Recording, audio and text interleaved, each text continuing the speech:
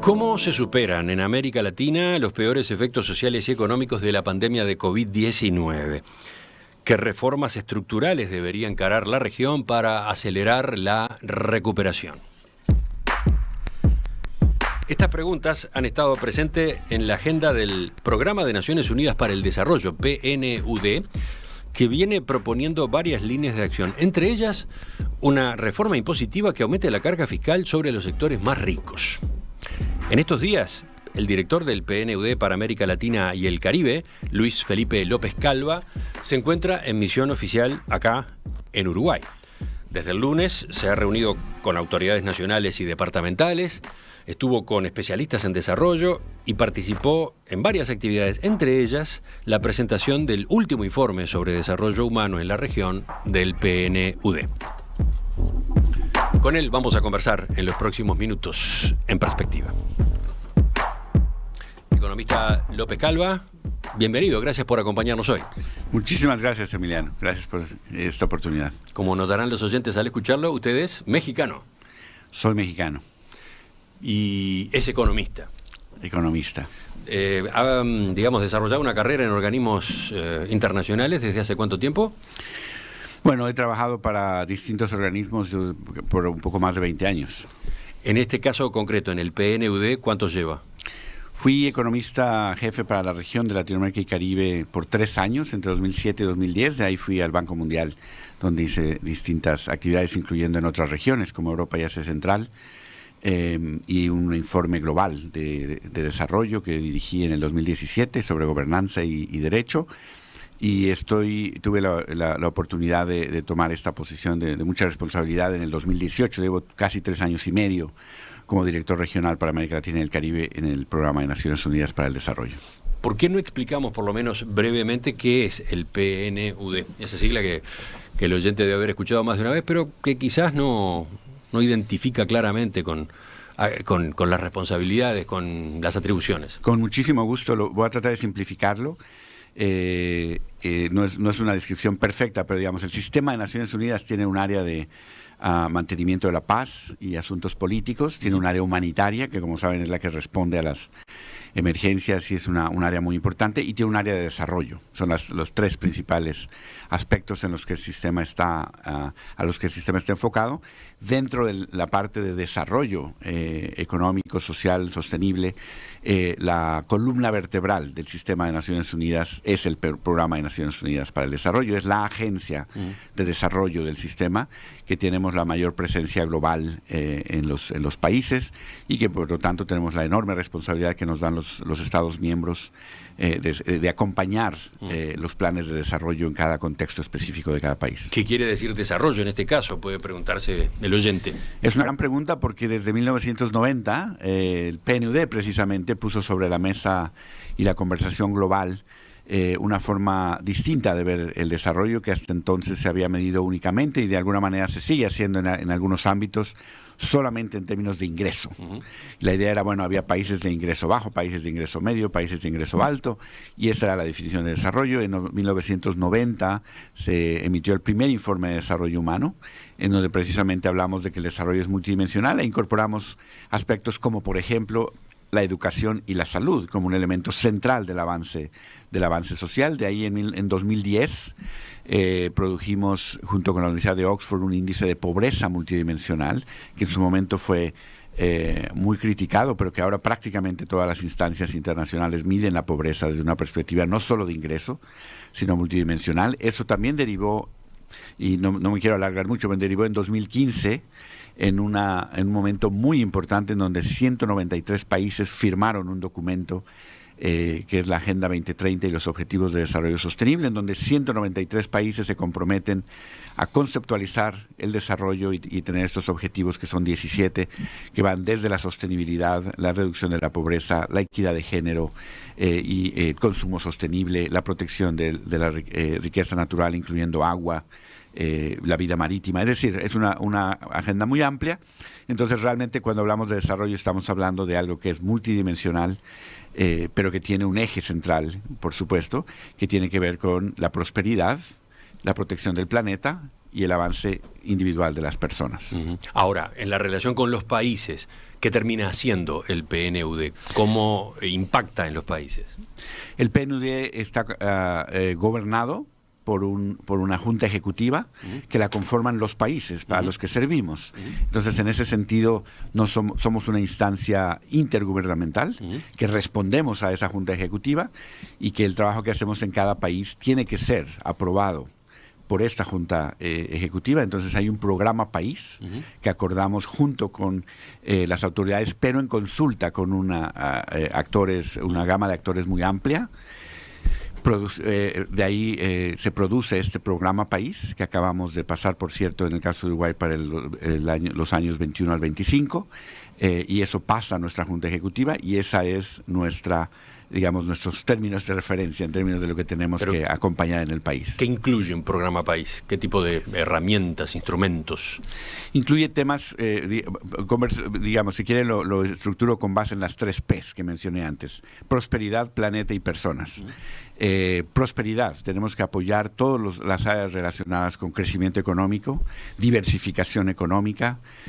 Uno de los temas que presentamos en el informe regional, por ejemplo, tiene que ver con el pobre crecimiento económico de la región latinoamericana. Bueno, podemos entrar en ello, pero esta es la parte de prosperidad. Después tenemos la parte planeta, que tiene que ver con la protección de los acervos naturales, la sostenibilidad de ese crecimiento económico, es decir, queremos crecer, pero no cualquier crecimiento, sino que tiene que ser un crecimiento que sea sostenible, que sea amigable al medio ambiente. Tenemos un informe reciente también el año pasado, de hecho fue el informe número 30, después del de 1990, fue nuestro 30 aniversario, en donde hablamos de una era geológica que los científicos llaman el antropoceno, que es precisamente esta donde los seres humanos estamos cambiando la dinámica de la naturaleza. Entonces, planeta, de manera muy importante, y personas. El crecimiento no solamente debe ser sostenible, sino debe ser incluyente. Debe beneficiar a todos y a todas. Entonces, ese elemento de la inclusión es muy importante y tiene que ver con inclusión en un sentido muy amplio, tiene que ver con educación, salud, territorio, que por cierto tuvimos reuniones muy interesantes en ese sentido aquí. Entonces, yo diría que de alguna manera resumida, pero de alguna manera la podemos poner en esas 3 P's: prosperidad, planeta y personas. Pero y entonces, para eso el PNUD, ¿qué pone? ¿Dinero? ¿Pone asesoramiento técnico? Cada vez menos el PNUD pone dinero en nuestra región. ¿Por qué? Porque los países no son elegibles, dependiendo una vez más de su nivel de ingreso, para cierto tipo de fondos internacionales. Entonces, claramente, el Uruguay es uno de los 3 países que recientemente nuestra región ha salido de lo que se llama la trampa de ingreso medio. Es ahora un país de ingreso alto. Entonces, el PNUD en realidad hay un elemento en donde podemos traer recursos que tiene que ver con los fondos verticales, que son fondos globales para acción climática, por ejemplo. Ahí sí podemos ser un canal para acceder a recursos globales.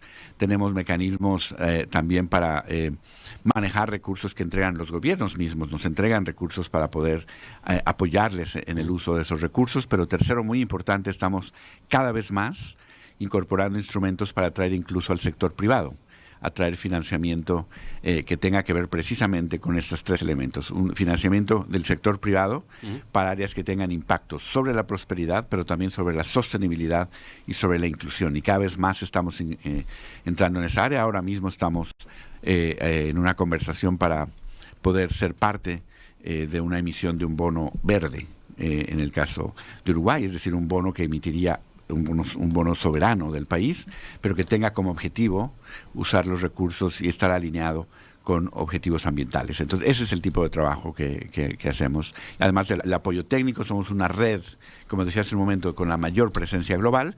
Por lo tanto, toda esa experiencia, todo ese conocimiento lo ponemos a disposición de los actores en cada país, pero obviamente nuestras oficinas en cada país lo adecúan al contexto, porque no es solamente adoptar las prácticas en otros países, sino es adaptarlas al contexto nacional y entender la complejidad de los problemas que obviamente son muy distintos en cada país. Yo decía que usted está acá desde el domingo, ¿no? Domingo de noche. Se va hoy en la tarde rumbo a Buenos Aires. Por ahora rumbo a Buenos Aires, pero mi sede está en Nueva York. Sí. Ahí está. En estos días mantuvo reuniones con autoridades nacionales y departamentales, estuvo con especialistas en desarrollo. participó en varias actividades públicas. Capaz que si le pregunto por alguna de ellas, podemos bajar a tierra. Me parece muy bien. Esto que usted venía señalando. Por ejemplo, me llamó la atención una reunión que tuvo conjuntamente con la intendenta de Montevideo, Carolina Cose, y la ministra de Vivienda, Irene Moreira. ¿Cuál fue el tema ahí y qué líneas de trabajo surgieron? Esa fue una reunión muy interesante. Lo que hicimos ahí ellas nos acompañaron a presentar un trabajo que se hizo sobre segregación socioespacial, es decir, segregación social, segregación espacial en la zona urbana, en las zonas urbanas, fundamentalmente en este caso en el área de Montevideo.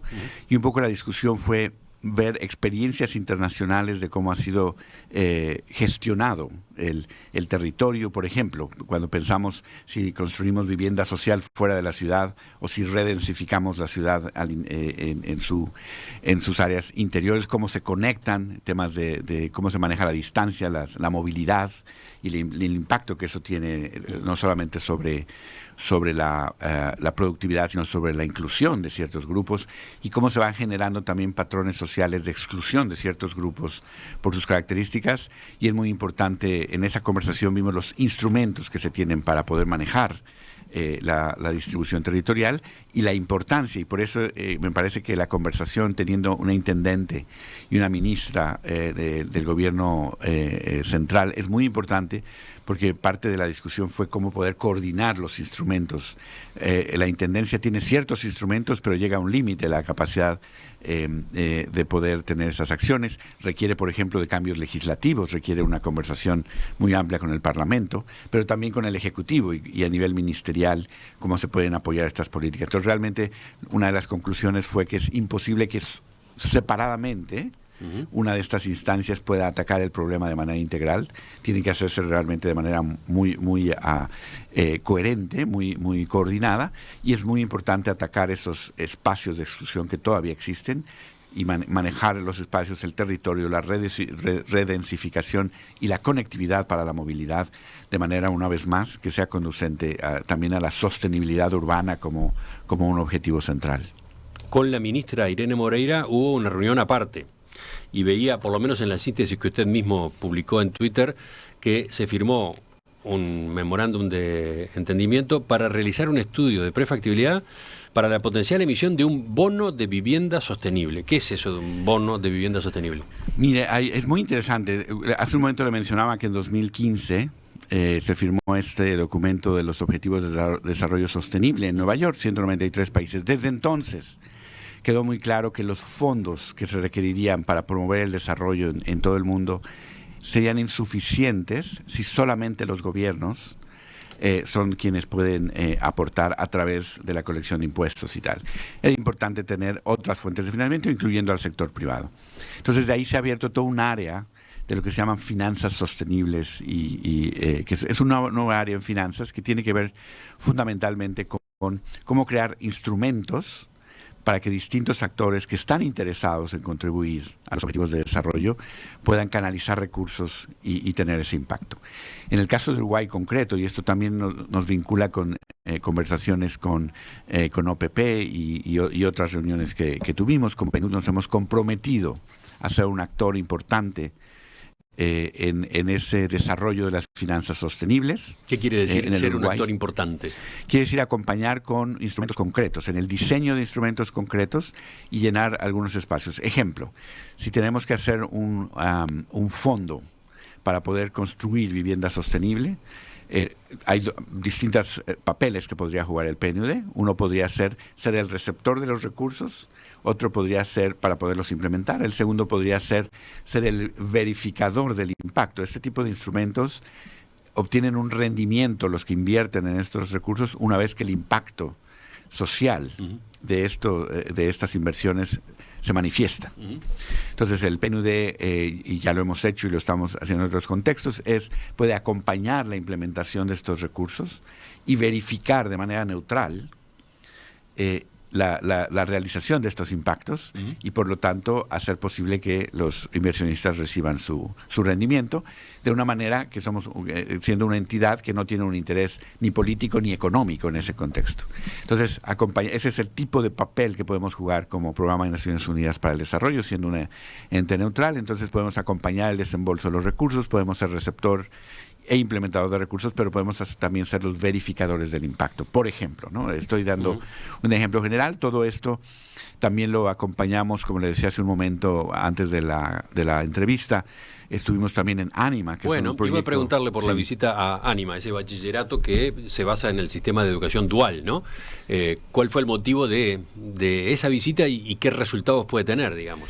Bueno, primero fue acompañar más de cerca esa experiencia en la que hemos estado acompañando al ministerio. Estaba ahí el ministro de Desarrollo Social, fue una reunión muy interesante, y el Consejo de Anima, que es un grupo muy, muy fuerte del sector privado. Nos pareció extraordinariamente interesante el impacto que está teniendo ese proyecto sobre la vida de los chicos y las chicas de poblaciones realmente vulnerables. Tuvimos una conversación con los chicos y las chicas que han sido beneficiarios de esto, donde nos cuentan cómo ha cambiado, cómo ha transformado su vida, cómo les ha permitido generar un ingreso, tener un trabajo a edad temprana para poder seguir estudiando. Nos dicen que más del 70% de los que se gradúan de este bachillerato dual continúan sus estudios universitarios, pero tienen ya una fuente de ingreso porque tienen un certificado de un oficio. En general, es un proyecto, me pareció muy sólido, muy interesante. Y la idea es, una vez más, tratar de crear un instrumento financiero, un bono social de impacto social, en donde el sector privado y el público eventualmente también puedan contribuir para poder escalar este tipo de experiencia y beneficiar, quiere decir que hacerlo más grande, que haya otros Anima exactamente, en el país, en que pueda haber también. más ejemplos de este tipo de intervenciones que beneficien a más chicos y chicas de muchos otros lugares.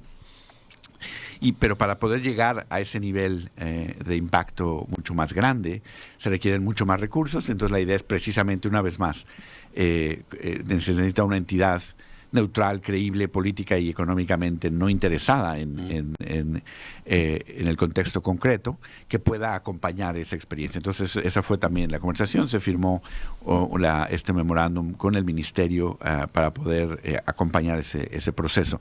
Entonces, ese es el tipo de actividades que como Programa de Naciones Unidas para el Desarrollo podemos hacer en contextos que son más sofisticados, como el del Uruguay, de nivel de ingreso más alto, en donde los problemas tienen una complejidad diferente. Es muy distinto trabajar acá que trabajar en países de ingreso bajo, donde las preguntas son todavía más básicas, no fáciles, pero sí más básicas en términos del desarrollo.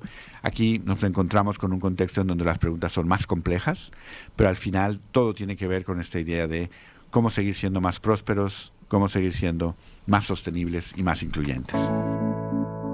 Enseguida vamos a retomar la entrevista con Luis Felipe López Calva, que es director del Programa de Naciones Unidas para el Desarrollo para la región América Latina y el Caribe. En especial vamos a detenernos en este informe que se presentó acá y que en realidad ya se había presentado en junio, ¿no? En el mes de Correcto. junio. Atrapados, alta desigualdad y bajo crecimiento en América Latina y el Caribe. Ese es el título del informe sobre desarrollo humano. Vamos a plantearle una serie de preguntas sobre ese trabajo. ¿Qué reformas estructurales se necesitan en Latinoamérica para acelerar la recuperación económica a la salida de la pandemia? Este tipo de preguntas han estado en la agenda del Programa de Naciones Unidas para el Desarrollo, que viene proponiendo varias líneas de acción. Bueno, de eso es que vamos a conversar enseguida en la segunda parte de esta entrevista con el economista Luis Felipe López Calva, que es director del PNUD para América Latina y el Caribe. Señor López Calva, enseguida vamos a ir a esto de las reformas estructurales, pero le pregunto en primer lugar, a propósito de América Latina, ¿cómo ve el panorama económico y social en esta región ahora que la pandemia parece que está bajo control? Mire, yo creo que habría dos palabras quizás que podrían resumirlo. Por un lado, en cierto sentido optimista desde el punto de vista económico con las últimas estimaciones, pero segundo, todavía incierto. Entonces es un poco contradictorio, pero en realidad pareciera que la recuperación se está dando de manera rápida, pero todavía hay elementos que nos hacen dudar de que esta recuperación pueda mantener este ritmo. Uno de ellos, la vacunación. Ahí está. ¿Qué más? ¿Qué por el lado positivo?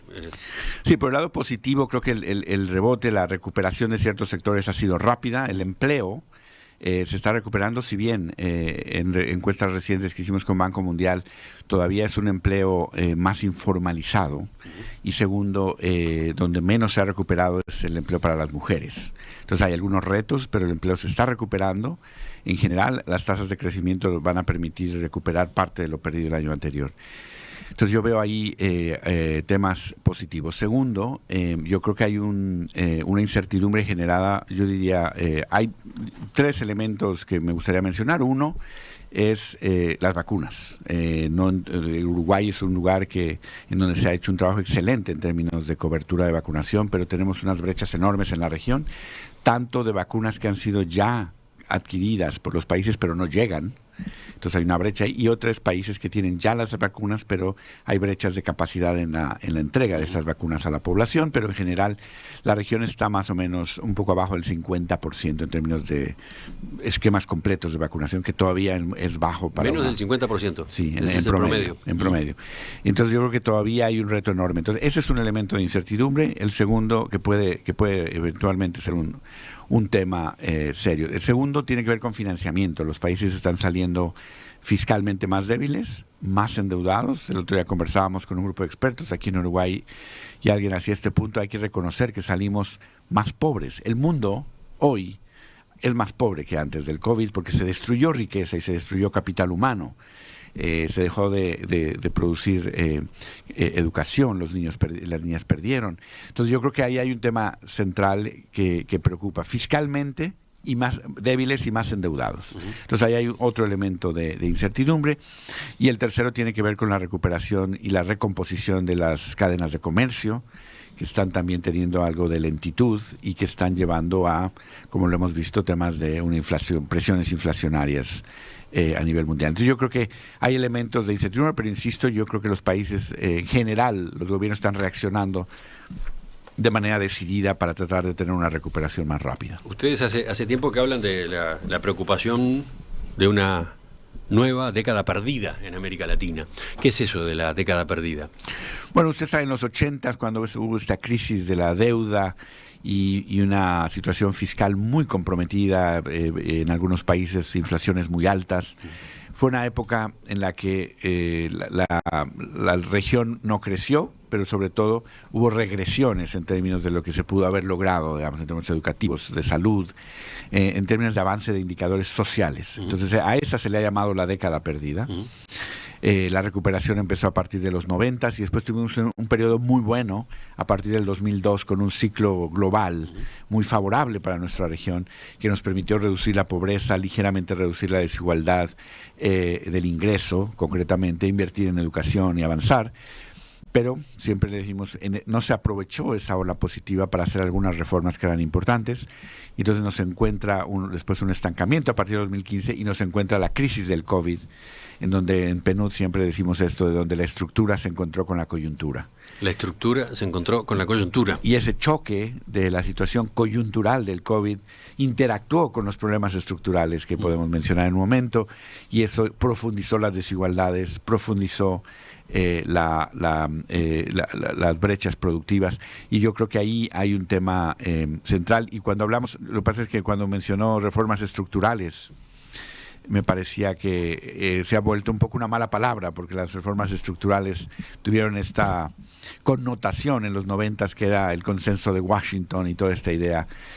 Yo creo que en este caso nos referimos a las reformas estructurales en un sentido distinto, que quiere precisamente atacar esos temas que fueron de alguna manera revelados o reforzados por la pandemia, temas de desigualdad, temas de falta de inclusión, temas de servicios públicos muy fragmentados. Ese es el tipo de reformas que tenemos que atacar y que hacemos ver en el informe, por cierto. Pero entonces, y antes de pasar al informe, con lo que ha ocurrido y cómo se viene saliendo, entre comillas, saliendo de la pandemia, ¿la década perdida es un hecho?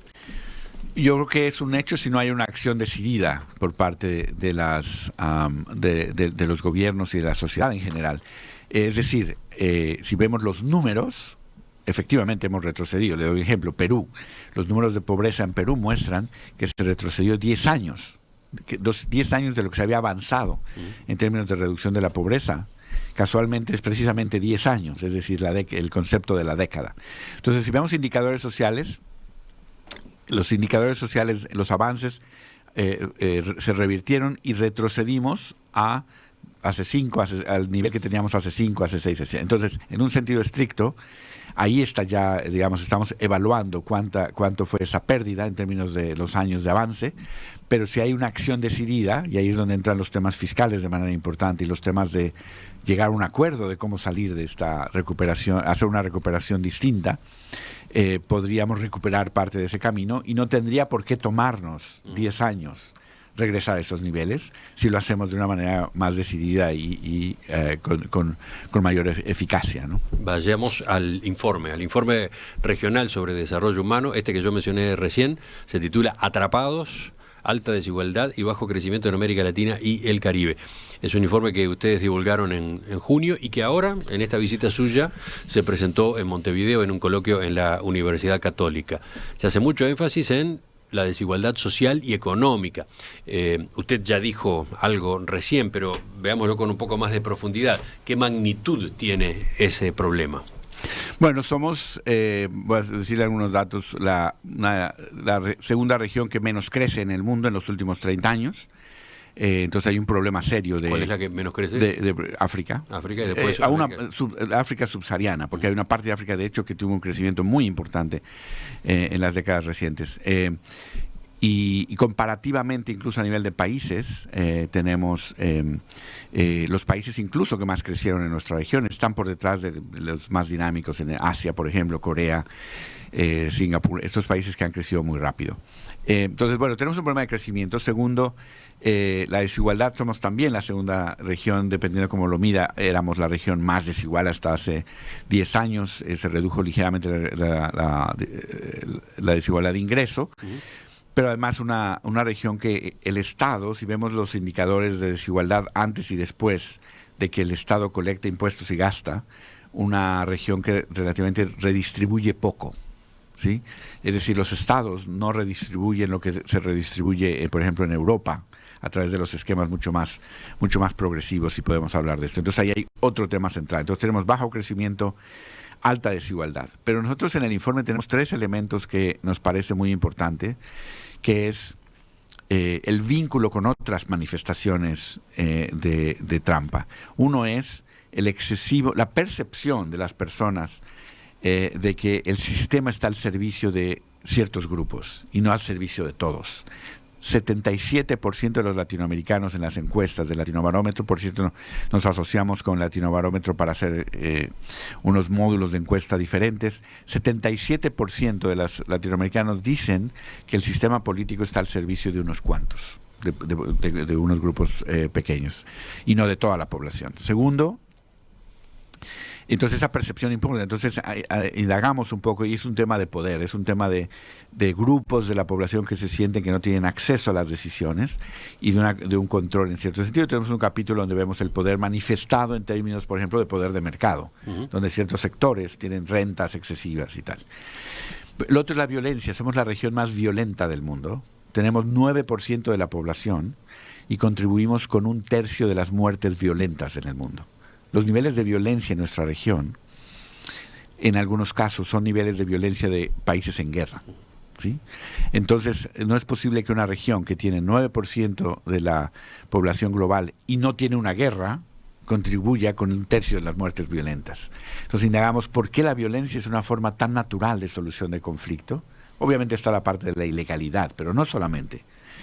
Entonces esa tendencia a la violencia en nuestra región y el tercero es la fragmentación de la respuesta de los gobiernos. Y entonces, ¿qué pasa? Que tenemos una muy alta informalidad y entonces el incentivo político es a crear muchos programas Entonces creamos un programa para este grupo y otro programa social para este grupo y otro. Y lo que acabamos teniendo en general, y lo hacemos estudios de caso muy particulares para 7 países, donde tenemos es un espagueti de programas sociales que realmente no hay coherencia y que acaban afectando, y ahí hablamos de la trampa, acaban afectando, generando más desigualdad y menos crecimiento, porque distorsionan los incentivos. Entonces la pregunta es, ¿cómo salimos de esa trampa? Sí. Ustedes están proponiendo reformas estructurales. Una de ellas, un aumento de los impuestos hacia los sectores más ricos. A ver, ¿podríamos explicar esto? Bueno, es algo que se ha mencionado por mucho tiempo, pero creemos que el sistema fiscal de Latinoamérica y Caribe no es suficientemente progresivo.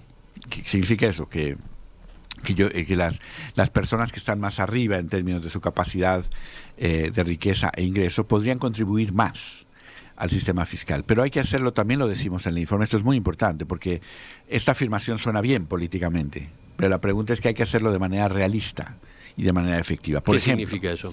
Sí, que si por ejemplo hay que poner impuestos de manera que sea legitimada en un acuerdo social, es muy importante que la recaudación fiscal no se vea como un objetivo, sino como un instrumento. Primero hay que ponernos de acuerdo para qué queremos recaudar. Y por eso hablamos, y lo podemos mencionar en un momento, sobre algunos esquemas de protección social universal. Sí, usted ha dicho, políticamente es un suicidio discutir sobre a quién le vamos a pedir el dinero antes de a dónde queremos llegar. Claro, entonces nosotros, y como PNUD, créame, estamos haciendo un esfuerzo muy grande. Acabamos de cerrar un proyecto interesantísimo en Panamá, con una plataforma que se llama Ágora, en donde que el PNUD desarrolló, en donde cientos de miles de personas contribuyeron con ideas, procesamos, les entregamos. El gobierno, el presidente Cortizo hizo un anuncio de un plan de seguimiento de ciertos acuerdos. Yo creo que estamos haciendo eso en otros lugares. Es importante llamar al diálogo social, traer a distintos actores y tener un mínimo de acuerdos de a dónde queremos ir, y entonces cuánto cuesta ese camino. Y entonces ver lo fiscal como el instrumento y no como el objetivo, porque entonces también aquellos que tienen que contribuir más van a estar de alguna manera incorporados en esa conversación. Segundo, que no sean, voy a poner un ejemplo muy práctico, ponerle un impuesto a un capital que se mueve, por ejemplo, si se lo pongo a una cuenta de banco, a la riqueza en una cuenta de banco, muy probablemente esta persona va a mover su cuenta de banco a otro lugar. Y probablemente vamos a acabar con otros Pandora Papers o otro tipo de papers entonces en algún lugar. Entonces hay que ser realistas. Entonces hay un tipo de riqueza, por ejemplo, que no se mueve, que es la propiedad, el impuesto a la propiedad, y que además es muy progresivo, porque las propiedades tienen un valor muy bien definido, y aquellos que más tienen, y es una forma además muy tradicional de conservación de la riqueza. Es decir, si yo quiero conservar mis ahorros, una forma de hacerlo es tener una propiedad. Entonces, Europa recauda más de 4% de su Producto Interno Bruto en impuesto a la propiedad. Latinoamérica y Caribe cobran menos de medio punto del producto. Entonces, ese es un ejemplo en donde de manera realista y creemos justa, podemos pedirles a los que más tienen que contribuyan más, pero que además podemos cobrar ese impuesto. No solamente se queda a nivel retórico. Pero entonces, el foco está puesto en personas y no en empresas. Esa es otra discusión, ¿no? Eso es muy importante y es una discusión que hay que seguir teniendo, porque también es importante el tema de si poner impuestos a personas o a empresas. Pero yo le puedo decir que una característica de nuestra región es que en muchos casos, en muchos países, tenemos empresas pobres y empresarios ricos. Entonces hay que hacer un balance ahí, porque precisamente el tema es que contablemente las empresas tienen en lo que decía yo hace un momento, tienen la capacidad en muchos casos de hacer manejos contables para pagar menos, y por eso tenemos que ir al final a dónde esa riqueza está yendo. Entonces yo creo que es un balance y no se trata de hacer un tema puramente retórico, porque quiero decir otra cosa. Muchas veces se dice los informales no pagan impuestos. Esto no es cierto. Los trabajadores informales pagan impuesto cada vez que van y consumen, porque están pagando el impuesto al valor agregado. Entonces, este balance entre los impuestos al consumo, los impuestos a la renta, los impuestos a los acervos, como en este caso a la propiedad o la riqueza, es algo que hay que volver a discutir y que la gente tenga estos incentivos a contribuir a bienes comunes. Si algo ha dejado claro esta pandemia, y no es retórica, es que si todos tenemos un mínimo de protección, la comunidad o la sociedad como un todo es más resiliente. Por ejemplo, es muy difícil argumentar en este momento que cobertura universal de salud no es algo de lo que nos beneficiamos todos, porque la economía se tuvo que detener por un choque de salud. Es muy difícil pensar que la educación y la conectividad incluyente no es algo que nos beneficia a todos, porque tiene un tema no solamente de inclusión social, sino de productividad, de un montón de otras cosas que la gente pueda seguir trabajando. Entonces hay ciertos elementos que la pandemia sí nos ha hecho evidentes. Y esas son las reformas estructurales que hay que encarar. Exactamente. El sistema mismo de seguridad social, por ejemplo. El sistema de seguridad social está desafiado en buena parte de los países del mundo y de esta región también. Acá mismo estamos discutiendo una reforma de la seguridad social.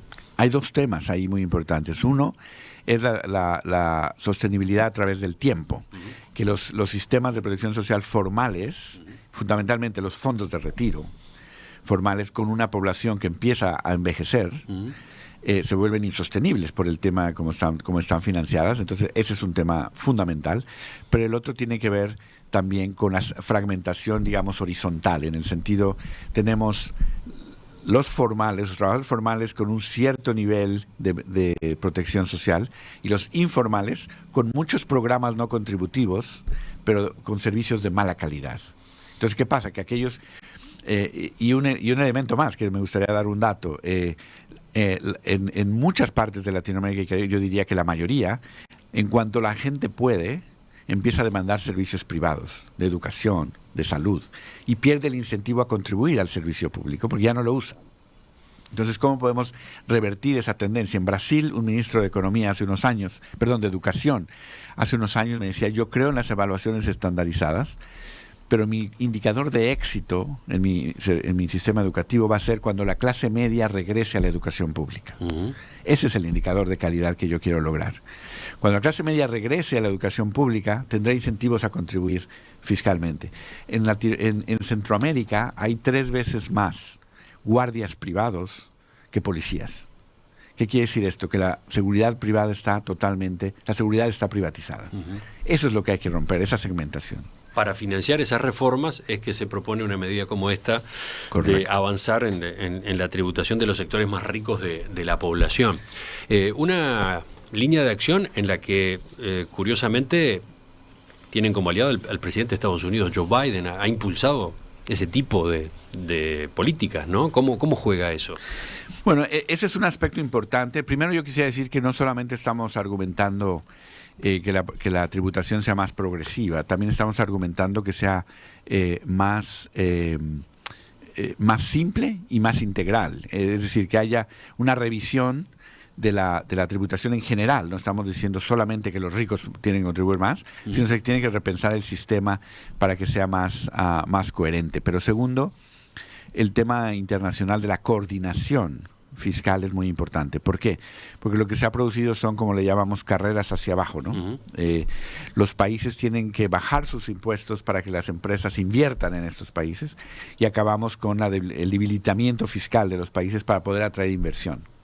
Entonces ahí hay un elemento importante que tanto el Fondo Monetario, el presidente Biden ha sido muy vocal en esto, que creo que es importante, que es tener un mínimo de tributación, por ejemplo, a las corporaciones, un mínimo de tributación, que todos los países se comprometan, una especie de acuerdo internacional. Bueno, se ha avanzado en esa dirección, ¿no? Exacto. La OCDE del G20 correcto.